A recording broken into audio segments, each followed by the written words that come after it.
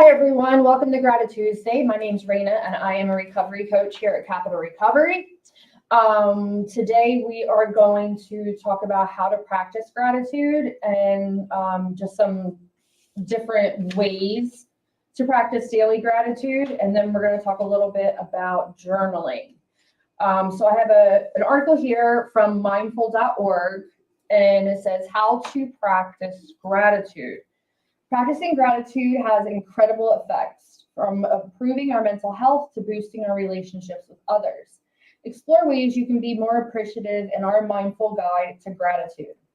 Practicing gratitude can be a game changer. It has far-reaching effects, from improving our mental health to boosting our relationships with others. Living your life with gratitude helps you notice the little wins, like the bus showing up right on time, a stranger holding the door for you, or the sun shining through your window when you wake up in the morning. Each of these small moments strings together to create a web of well-being that, over time, strengthens your ability to notice the good. Building your capacity for gratitude isn't difficult. It just takes practice. The more you can bring your attention to that which you feel grateful for, the more you'll notice to feel grateful, for. So it talks about like a couple different ways to do that. It's like the first one is start by observing. Notice the thank yous you say. Just how much of a habitual response is it? Is it a hasty aside, an afterthought? How are you feeling when you express thanks in small transactions? Stressed, uptight, a little absent-minded? Do a quick scan of your body. Are you already physically moving on to your next interaction?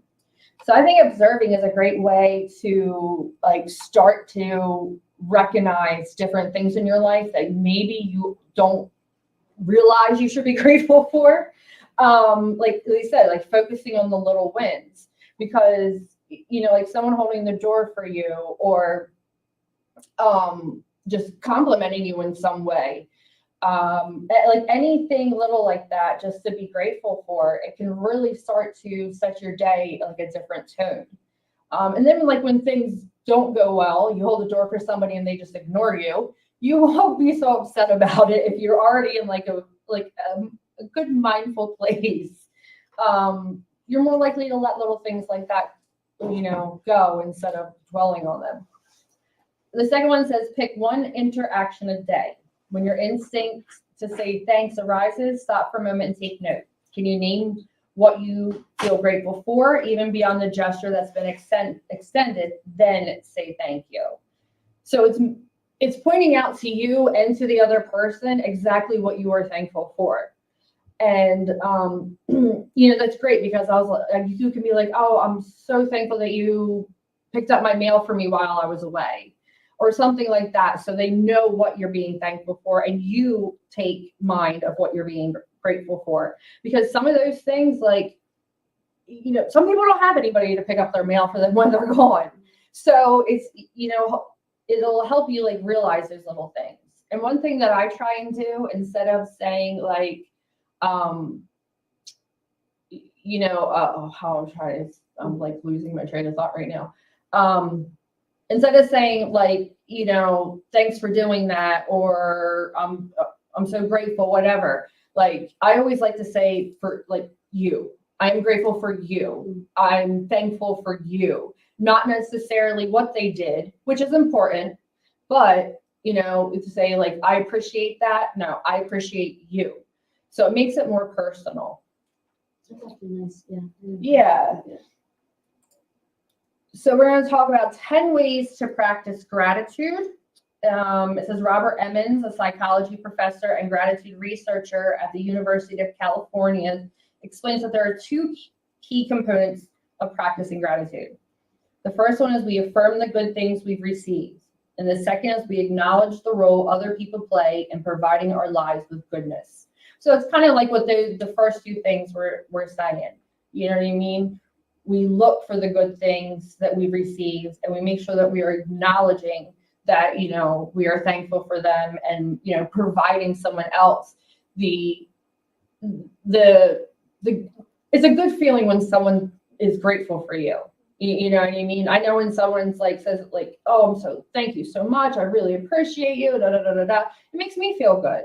So in turn, acknowledging other people is a good way to make them feel good as well.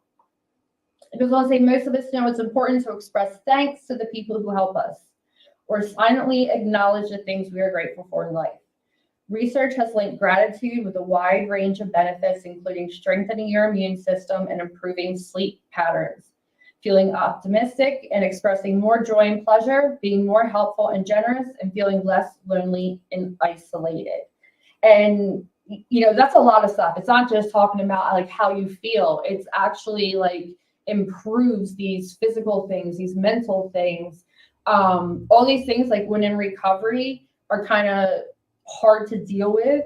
It's hard to find the positivity when you first get clean. It's hard to like switch your mindset from this negative lifestyle to something more positive. And by practicing gratitude, it can help you boost all that positivity. So it says, interested in reaping some of the benefits, get started with a gratitude practice. So this is 10 ways to, I already put that up there. 10 ways to practice daily gratitude. As Jon Kabat-Zinn says, the little things, the little moments, they aren't little. Saying thank you, holding the door for someone, these little moments can change the tone of your whole day. One of the most powerful ways to rewire your brain for more joy and less stress is to focus on gratitude. And here are 10 simple ways to become more grateful. The first one is keep a gratitude journal. Establish a daily practice in which you remind yourself of the gifts, grace, benefits, and good things you enjoy. Recalling moments of gratitude associated with ordinary events, your personal attributes, or valued people in your life gives you the potential to interweave a sustainable theme of gratefulness into your life. And this is a really good one. This can also help you with sleep, because if you do it at the end of the day, you reflect back on your day and say, okay, I'm grateful for this, I'm grateful for this, and you just make that little list. It's kind of like helps you decompress. Because like, I know if you're like me, I go to bed at night and my head's like, da, da, da, da. Why did I say that? Why did I do that? Maybe I should have done this instead. What am I doing tomorrow? And like, it affects your sleep. So this is a good way to kind of like focus in, find out what you're grateful for, decompress your brain, and like help you just establish this positivity. It's also something that you can do in the morning to kind of set your day into that positive action. They always tell me to do 3 and 3, 3 goals in the morning and 3 things you're grateful for at night. Yeah, no, that's great. I should actually start a journal for that because it's a lot better. I usually say in my head, but Yeah, but that's a great start. Yeah. You know what I mean? Because you're like thinking about it. It's putting you in that place. You know what I mean? I've Like, always wanted to write it, but I'm a lazy person ever. you want to read the second one? Yeah, please. All right, second one. Remember the bad. To be grateful in your current state, it is helpful to remember the hard times that you once experienced. When you remember how difficult life used to be and how far you've come, you set up an explicit contrast in your mind, and this contrast is fertile ground for gratefulness. So this one is definitely something that, we in recovery can appreciate. And I know for me, like I will look back and it will like definitely make me more grateful for where I am today. You know what I mean? Like just thinking about all the different things that we do in active addiction, like the places we go, like we lose hope, we lose our standards, we lose like self-care. You know what I mean? Like I lost my house, I had my car repoed, like all these different things that have happened to me, or that were, the negativity and all the bad things that come with active addiction.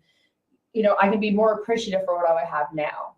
And like, I had a conversation with my daughter earlier because she was so focused on getting a new apartment and it was more expensive and all these things, and she got declined for it. And it's like, okay, you may have gotten declined for this new place, but think about where you are. You know what I mean? You're living on your own in another state. You're paying all your bills by yourself. You are doing, you know what I mean? Great things. So it's like, I didn't know you have to order that whole. yeah. Yeah. It's like, you know what I mean? You can remember the bad. Like I told her, I said, remember when she moved to Florida. Remember when you moved to Florida? and where you were supposed to live fell through and you were sleeping in your car. You know what I mean? Like, you gotta like keep those things in mind, and you can be much more appreciative for the apartment that you have instead of the one that you couldn't get.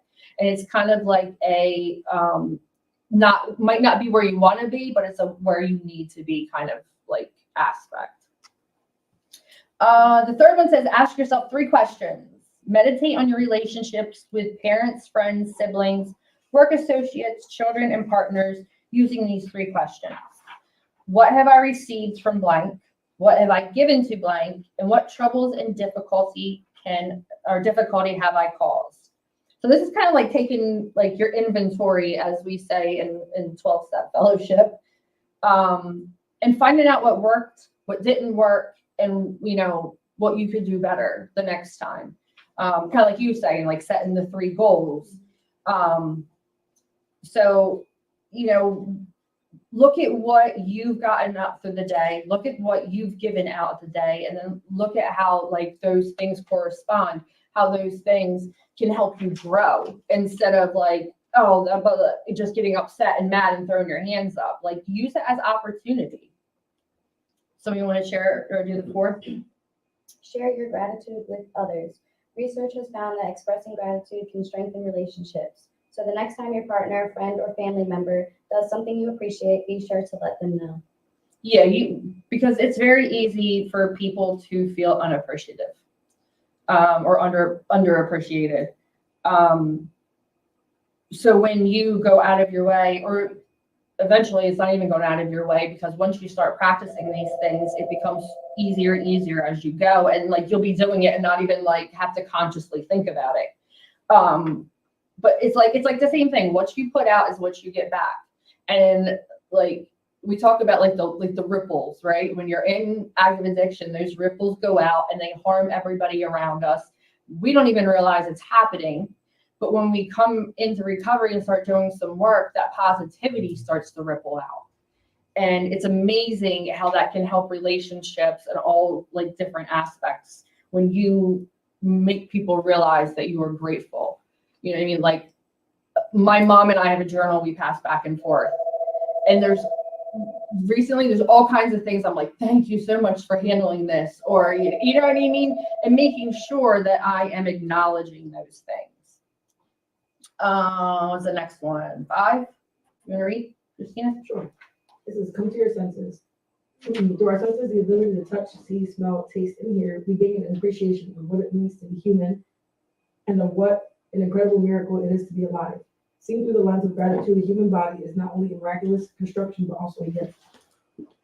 I like that. Like what you can touch, see, smell, taste, all those things.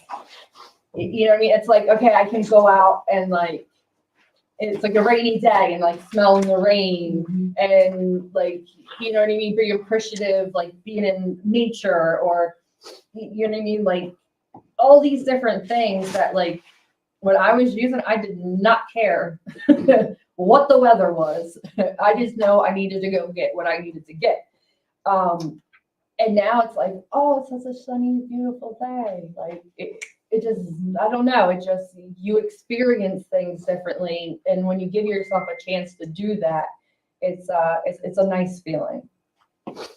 Number 6 is use visual reminders, because the 2 primary obstacles of gratefulness are forgetfulness and lack of mindful awareness. Visual reminders can serve as cues to trigger thoughts of gratitude. Oftentimes, the best visual reminders are other people. So like, primary, like the obstacles is like forgetfulness and lack of mindful awareness. I am very forgetful, very forgetful. I will have a whole conversation with somebody, think I'm paying attention, and then not remember some of the stuff that they were saying. So for me, like, I'll have to like, okay, let me try and like grab onto little key things so that I can be aware. And like, I was having this conversation with my daughter too. Like, when you're having a conversation with somebody, there's like different ways that people react. They're like either waiting to speak themselves, they're actually listening to you and taking it all in, or they're not paying any attention to you at all. And it's important to like make sure that you are one of the people that is actually listening, like actively listening. Because like I'll forget something and then like I'll see that person, I'm like, oh, you know what I mean? And all of a sudden it'll come back to me. So it's a nice way to kind of like train your brain to not only, you know, like be aware and to recognize the gratefulness, but just to like, so the person knows that you actually care and are paying attention to them. This is the next one, number 7, make a vow to practice gratitude. Research shows that making an oath to perform a behavior increases the likeliness that the action will be executed. Therefore, write your own gratitude vow, which could be simply as, I vow to count my blessings each day, and post it somewhere you will be reminded of it every day. I have a friend that does this with sticky notes. She puts all these little affirmations up on sticky notes, and every time she finds a new one, she writes it on there and puts the sticky note up, and when she's getting ready in the morning, she sees all these positive affirmations. So it's a good way to like, you know, get your, you know, brain and everything ready for the day and put it in that positive motion. So it's a really great way to like write it down. And because again, like you're talking about like the visual reminders, you see it every day. So it has a tendency to like start to stick. Marie, number 8. Watch your language. Grateful people have a particular Linguistic style that uses the language of gifts, givers, blessings, blessed, fortune, fortunate, and abundance. In gratitude, you should not focus on how inherently good you are, but rather on the inherently good things that others have done on your behalf. And that's like I was talking about that, like the I appreciate that, switching it to the I appreciate you. Mm-hmm. You know, like, because it's not always like it says, but rather in like the good things you're doing for others. You know what I mean? Not so much on how good you are, like, because then you're talking about ego. You know what I mean? We don't want to like misinterpret that, like the good feeling of thanking somebody else as the good, like the feeling of, oh, that's right, I'm a great person. I did, you know what I mean? Look at me. You know what I mean? You want to make sure that you're doing it for the right reason. Number 9. Go through the motions. Grateful motions include smiling, saying thank you, and writing letters of gratitude. By going through grateful motions, you'll trigger the emotion of gratitude more often. And I like that, like the thank you cards, you know what I mean? Or now an e-card, whatever. Like little things that show like the gratitude. You know what I mean? Like I know places will do like, you know, you come to help and they'll have like a little gift bag for you for helping, or, you know, things like that. It's like just these little, you know, acts of gratitude that, you know, can go a really long way. So the last one is think outside the box. If you want to make the most out of opportunities to flex your gratitude muscles, you must look creatively for new situations and circumstances in which to feel grateful. Please share the creative ways you found to help you practice gratitude. So we are going to skip over and go to the daily gratitude journaling part. So which was like first on the list of different ways you can practice gratitude. And this is one that is really strong because I know for me, I can talk to somebody about what's going on. I can like talk to myself about something that's going on, but there's something about like putting pen to paper. And it's like, it almost gives it like a life of its own. So if it's something negative that you're like going through and you write about it and put it on paper, it's a good way to get it outside of you. And as far as like the gratitude journaling, you know, it's the same thing. You're feeling all these different things. And if you're struggling to find the gratitude, writing down the good things is like a way to give it like that life of its own. And it's also the visual reminder of the good things. So it starts out by saying the practice of writing in a journal, a diary, or just scribbling notes to ourselves on pieces of paper has both a rich history and present day appeal. The famous 20th century novelist and diarist Anais Nin believed writing serves to heighten our own awareness of life, to taste life twice in the moment and in retrospect. She was onto something. Writing has a remarkable way of shifting our awareness. Keeping a journal can be an accessible way to experience that shift. And I like how it talks about in retrospect, because I'll go, like I keep a journal next to my bed. I keep one at my desk. There's one in my book bag. I think I got 5 more on a shelf somewhere. And I'll jot down things as they happen, because like I said, I have terrible memory. And it makes, like, I'll go back and read. Or if like I'm jotting down, like say I'm working, like, because I like to write. So say I'm like a couple of lines that I could use in a poem or something that I could write. I'll go back and read through the things and like kind of spark that creativity and like just be able to like kind of like, okay, it like reactivates everything. So that's a hobby. Journaling is inexpensive, portable, and can brighten our quality of awareness, making sense of our thoughts, feelings, perspectives, our own developing storyline as it happens. It gives us a chance to slow down, breathe, turn to a fresh page, and get real about what we're thinking and feeling. Also referred to, particularly in therapeutic settings, as expressive writing. Although we refer here to writing, journaling is not only about putting words on paper. Visual journals filled with sketches, doodles, or any form of art you desire vastly expand the options and the accessibility of journaling practice. You don't have to erase your doodles, correct your grammar, or worry about garnering likes and emojis from a virtual fan club. In other words, expressive journaling is expressing yourself for yourself. And doing it for you is really the best way to express yourself, because then you're not worrying about what anybody else is going to think or how it's affecting anybody else. Or, you know what I mean? Like, oh, but my handwriting looks terrible. I got to redo that, or whatever it may be. It's just your chance to like just get it down on paper and do whatever you want with it. Like I do the sketch and doodle thing a lot too. You know, I'm gonna do that in my journal, and it's like I am a very I don't know the word to put it. Like I write, so I feel like everything I write should be like poetic and meaningful and huge. And like I have to like remind myself that like you're not putting this in a book for other people to read. This is just for you. Some of you want to read how to do it? How to do it. There's no wrong way to keep a gratitude journal, but here are some general ideas as you get started. Write down up to 5 things for which you feel grateful for. The physical record is important. Don't just do this exercise in your head.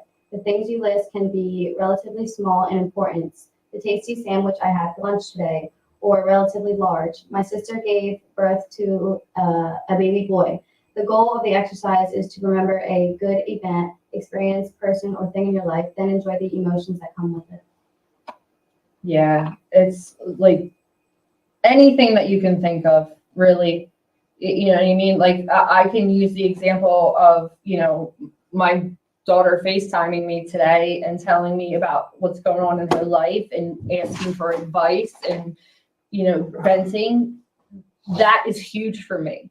For a lot of parents, it's like, what now? Or it's something that happens like they've always done. For me, there was a point in time where my daughter didn't speak to me. So the fact that now I am her go-to person again is like so huge. So just getting a phone call from my kid is like, it's amazing. So we're going to talk 9 gratitude writing tips. As you write, here are 9 important tips. The first one is be as specific as possible. Specificity is key to fostering gratitude. I'm grateful that my coworkers brought me soup when I was sick on Tuesday. Will be more effective than I'm grateful for my coworkers. Yeah, be very specific. Because one of the things is like I said, you can go back and in retrospect and say, okay, I was grateful for my coworkers. Like, why the hell was I grateful for my coworkers? You know what I mean? Like, not that you shouldn't be, but like, why? What was it that made you feel that way? Somebody want to read number 2? This is elaborating in detail about a particular person or thing for which you're grateful for carries more benefits than a superficial list of many things. Yeah, again, it's like talks about doing like the specific stuff. And number 3. Get personal. Focusing on people to whom you are grateful for has more of an impact than focusing on things for which you are grateful for. Yeah. Things are, I don't want to say superficial, but like it kind of is.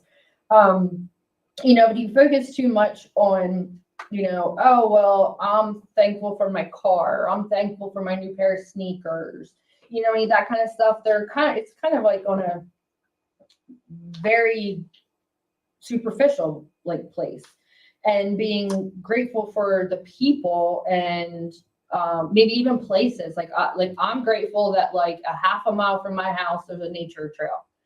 You know what I mean? It's like just you don't want to like try and get on the superficial stuff. Not that you shouldn't be grateful for those things. Don't misunderstand me. But it's like more important to be focusing on like who, what, where, that type of thing. Where we go? Number 4. Yes. Yeah, get personal. Okay. Try subtraction, not just addition. Consider what your life would be like without certain people or things, rather than just tallying up all the good stuff. Be grateful for the negative outcomes you avoided, escaped, prevented, or turned into something positive. Try not to take the good fortune for granted. We actually did a whole group on like being grateful like for things that you don't have. And before doing that, like I hadn't really thought about that. You know what I mean? Like, oh, I'm grateful for something I don't have. I don't understand. But it made me realize that like I am so grateful that I am not in an abusive relationship anymore. I am so grateful that I am like not, running the streets or, anything else that I did in active addiction or just in my life in general. Like I can be grateful for somebody negative not being in your life anymore. So that was like a real like eye opener for me when it came to like writing my gratitude journal or like just practicing gratitude in general. So you want to read number 5? Sure. See good things as gifts. Thinking of the good things in your life as gifts guards against taking them for granted. Try to relish and savor the gifts you received. Yeah, and that could be like just the smallest thing. Like I have a friend who's just like the gifts of recovery. Like he's always talking about the gifts of recovery. Mm-hmm. And that means something different to everybody, but it's a good way to look at things. Read number 6. Savor surprises. Try to record events that were unexpected or surprising, as these tend to elicit stronger levels of gratitude. They sure do.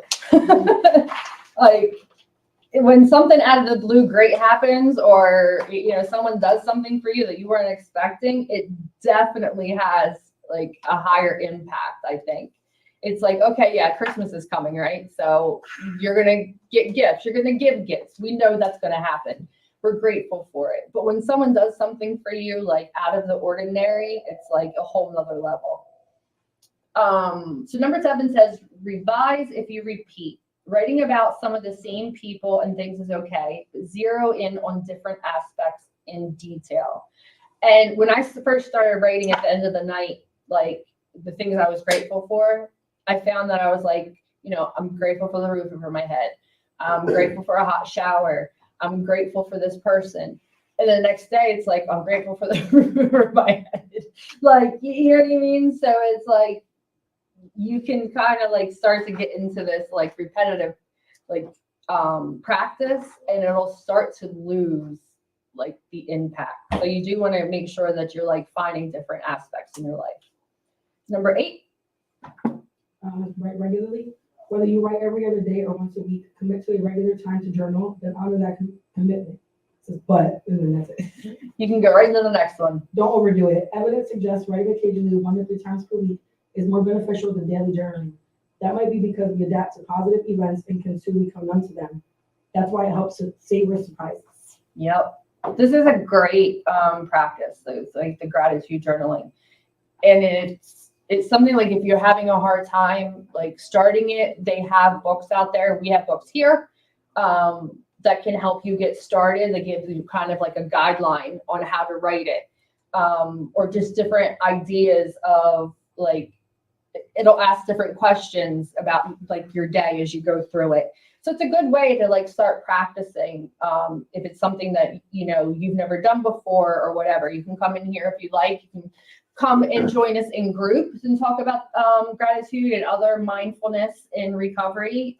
We do have some books here if you would like to come in. And otherwise, that is all I have for today, and we will see you next week.